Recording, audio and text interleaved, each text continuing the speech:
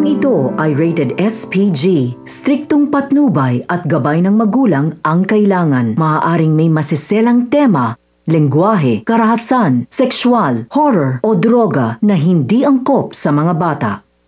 Galit na galit si Miguelito nang nalaman niya na piki ang titulo na binigay ni David sa kanya. Kaya naman nagbanta si Miguelito na pagsisihan ni David kung bakit siya niloko. At inutusan niya si Jason na hanapin si David para pagbabayarin ito sa mga kagaguhang nagawa niya. Samantalang inggit na inggit si David nang malaman niyang papasok sa politika si Tanggol. Natulala na lang si Attorney Vera nang narinig niya ang mga sinabi ni David. Sa kabilang banda naman, kasalukuyan na naghahanap si Tanggol na kanyang madadaanan. Pero natrap na sila sa loob dahil sa sobrang lakas na ng apoy at hindi na siya agad makababa. Kaya doon siya sa taas naghahanap ng posible nilang mapagdaanan. Pero wala nang ibang paraan pa para makababa sila ng ligtas kasama ang sanggol, kundi ang sumugal at manalig sa puong may kapal, sa puong Nazareno. Tumalon si Tanggol galing sa itaas patungong pababa. Buong tapang na nagawa iyon ni Tanggol at puno ng pananalig. Nagulat at hangang-hanga ang mga taong nakakita kay Tanggol. Tila hindi sila makapaniwala